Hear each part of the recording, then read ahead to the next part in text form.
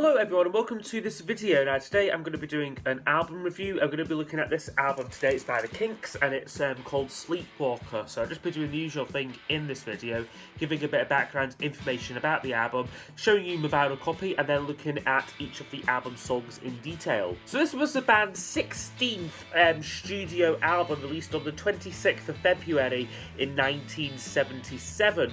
The band begins what I would kind of classify as their kind of third period and kind of like their sort of final era of the Kinks, because the last few albums up to this point had all been very theatrical concept albums, but for this album they returned to kind of self-contained songs. Now this was perhaps, I'm not sure whether it was an artistic decision by the band themselves, but a lot of rumour has it that they were dropped by their old label RCA because of the diminishing returns on those kind of concept albums, and that when they signed to Arista Records for this album, a condition of their contract was no more concept albums, the story goes. Now this also is notable as well because it's the last Kinks album to feature on bass John Dalton. So he had joined the band back in 1969 for the Arthur sessions, and he stuck around until this point, being replaced with Andy Pyle and Jim Rodford for subsequent releases. Now apparently the sessions for this album were very prolific. They recorded over 30 songs during these sessions, some of which would become B-sides, some other ones that would be left over for the next few albums, while others would not see the light of day until various CD reissues. Now in terms of its commercial success, in the UK this album was a bit of a flop. Pretty much every Kinks album since 1967, it failed to chart here in the UK. But again, America though, it was a different story. This album was quite successful. It reached number 21 on the American charts, and I guess critically it was largely seen as a return to form for the Kinks, and who had kind of grown, as I was saying, ever more theatrical and very overblown kind of concept albums throughout the early 70s. By this point though, they kind of returned to a more kind of I guess basic sound and basic kind of just self-contained songs, and that did get them both the critical acclaim but also the sales in America to match. So I will just show you my vinyl copy of it here. This copy is nothing special. It's actually just a budget reissue of it, so it's on the Fame label there. So there's the back and the front of it. And I think that's Dave Davies on the back, I'm not sure. That's certainly Ray on the front there with his little face paint on, but I think that's Dave on the back. And then the record, just a plain bag, and it says this copy's just on Fame, which is a budget label in the 80s, I believe. So this isn't a great copy of it, but yeah, it's the only one I've got. Okay, so I'll now go over each of the album songs in detail. I'll score each track out of 10, and then use those scores to give us an overall percentage marking for the album. Give me life on the road. I said life on the road. Okay, first track is called Life on the Road. Now this is quite an interesting song. It starts quite ballading, quite slow, but then kind of by the time we get into the second verse, you've got these kind of the guitars have been cranked up, you've got this great drumming on it, and it's just a really good rocking song.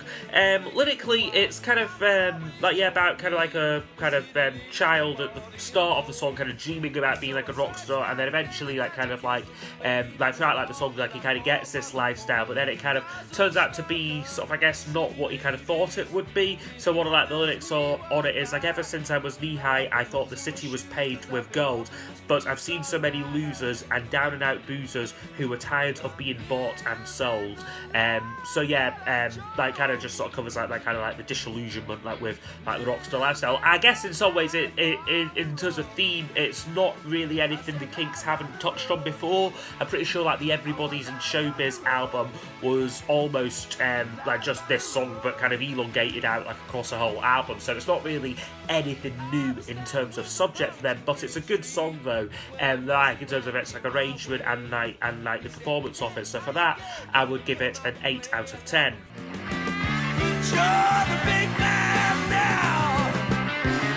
Next up is called Mr. Big Man. Now this one starts off quite slow. You've got this kind of sort of low-key kind of soulful sort of organ sound on it, and it starts good, but then I think by the time you get to like the chorus and where you kind of, again, it's a bit like the opening track in the sense that it builds up with like the guitars coming in a bit later, and I think when it does, it just kind of plods along a bit too much. It feels like it goes on forever a little bit, this one here. Lyrically, it's perhaps about a kind of dictator or kind of cult leader. He sings of it like, your followers kiss your hands and your slaves fall at your feet. Your minions serve your beck and call, but they don't compensate at all. And it's just not as, I guess, a kind of profound or sort of poetic take like on like that kind of subject as you perhaps might have expected or hoped like from like Ray Davies, but like an okay song though, but not one I would particularly go back to, so that one for me would get a 7 out of 10. I'm a sleepwalker.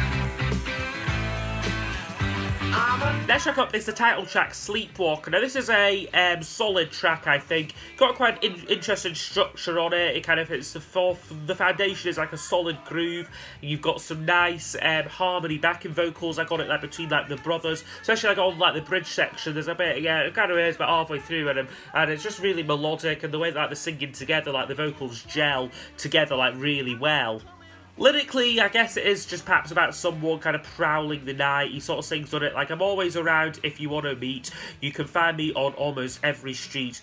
You'll always get me on the telephone. I'll even come to your home if you're ever alone. So slightly kind of disturbing, a little bit creepy sort of lyrics there, but I guess it kind of fits. That's what the song like is about basically. And like, yeah, you've got some solid guitar from like Dave on it though. And yeah, this was the first single issued from the album. It did okay. It reached number 48 like in like America, so it did all right. But yeah, like not one of like the Kinks' finest singles like by any stretch like the imagination, but a decent track though on the album.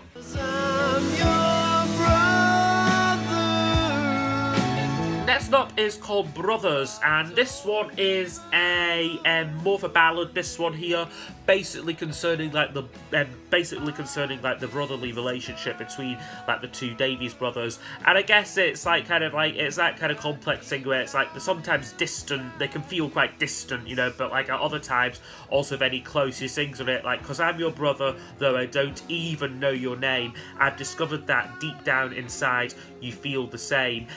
So I think, yeah, lyrically and the kind of lyrical side of it is really good, you know, but in terms of its execution, I think it's just a bit too saccharine, a bit too kind of sweet, and I don't know, they just seem to like overdo it a little bit, like on this one here. It's almost 6 minutes, this track as well, so it does kind of run on like a little bit, but I would give it a 7 out of 10. It's not a bad song, it's just, again, not a track I would particularly go to.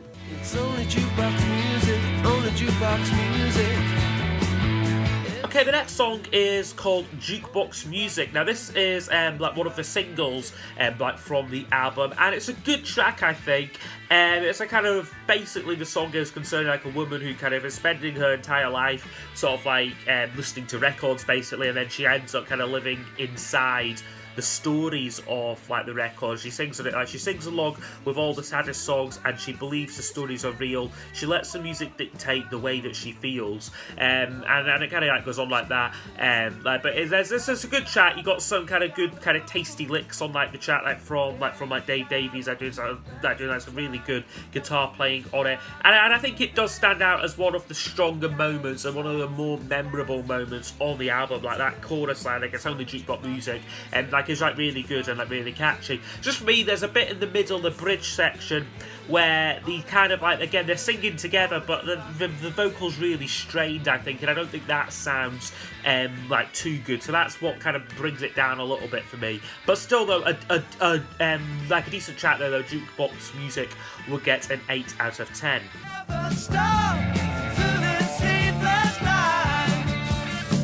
Next up is called Sleepless Nights, and this one is Dave Davies' lead vocal, and it's a pretty average song, I would say. I guess lyrically, he's kind of talking about basically being like kept awake by someone like he's like living like next door to him, who's playing like records like loudly, basically. That's why he can't get like any sleep. But I think it's kind of like when you like listen to the lyrics, it's quite easy to see that it is a kind of that's like pseudonym like for something else. He sings like, okay, there's a rude little lady living next to me. Oh, she sure loves someone, but it ain't me. Every night at 12 o'clock, they start to rock with all they've got. They keep it up all night. It just ain't right. So quite basic and a bit silly and a bit like immature lyrics there, but what rescues this song is Dave's lead guitar part. It kind of goes right throughout like the song. You've kind of got a good combination. Is this kind of you've got organ and Dave's guitar, and I think the two mix together and like work together like really well. So for me, yeah, Sleepless Night would get a 7 out of 10. We're under a stormy sky. Next one is called Stormy Sky, and this is a kind of slow ballad sung by Dave Davies. And this one is kind of about the kind of weather turning on you, and you've kind of got like it's a kind of metaphor, I guess, what's been done to death. He sings it like, we're under a stormy sky, watching the clouds roll by. Won't you let me keep you warm and watch the clouds roll by? It's just a bit basic lyrically, I think, and it's it's metaphor like what's been done to death, but it's a nice laid back track though, and melodically it's quite strong though. It reminds me a bit of McCartney, you know, like it's got that kind of like that flowing melody, but he just didn't write the kind of good lyrics to match it, like I don't feel. And again, although it's not especially long, this song's about 4 minutes, it feels like it goes on for like a lot longer than that though, like it is quite dragged out. So yeah, Stormy Sky would get a 7, more so just for like the melody like than anything. Just another full moon. Next track is called Full Moon. Now this one is a bit more, again, another kind of slightly average track. I think it's about, it's very much kind of follows like the same kind of theme like as the title track Sleepwalker. He's basically singing on it like don't be afraid of me when I'm walking in my sleep. Don't get alarmed, dear, when I start to crawl and creep. Try not to listen when I mumble like a loon. It's just another full moon. And he's describing himself like as I guess from that you can kind of think of it as he's just Sleepwalker, but then but then he also describes himself like as a truly broken man. So perhaps there's something slightly deeper going on like in like the lyrics, but it just feels like, you know, like from like the surface at least, like we're just treading over the same water and that water. We've already had a song about a sleepwalker basically. Like there's no real need like for like another one.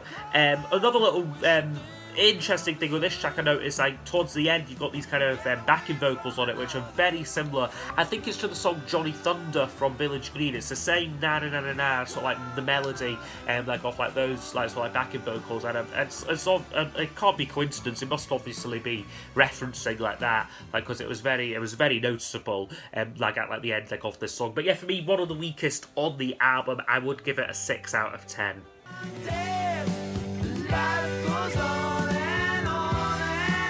And next track up is called Life Goes On. Now this is a decent track to close off the album, and again quite a bit slightly darker lyrically. It's quite upbeat and quite peppy musically, but in terms of its lyrics, it's basically about a man who is trying to commit suicide basically, but sort of fails like in like his like attempt. Like he sings like the first verse like off like the song goes like, a friend of mine has just had a real bad time. You see, his life was shattered and he lost his mind. His girl ran off along with his best friend, and through emotional stress he thought he'd bring his life to an end. So very down, sort of dour lyrics to that, but by like the end like off like the track, the kind of like the person like he's singing about kind of realizes that he's too young to die, and that like it's like not worth it sort of thing.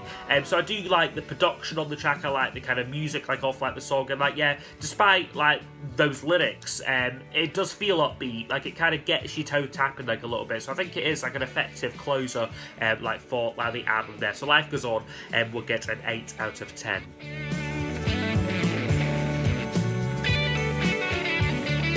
Okay, Okay, so overall this album would score 73%, so I think this is a decent album. It's not a great album, it's just a decent and solid album here. I think it is a return to form for the Kinks, so saying that, I mean, coming after things like Soap Opera and Schoolboys in Disgrace and the Preservation albums, this is like night and day compared to those albums. But it is, yes, at the same time, by no means one of their classic albums. There's some good tracks sprinkled in, on here, and this would be quite an important album though, for the Kinks in terms of their big revival and their kind of the third stage of their career, where they were quite successful, especially in America, becoming becoming quite a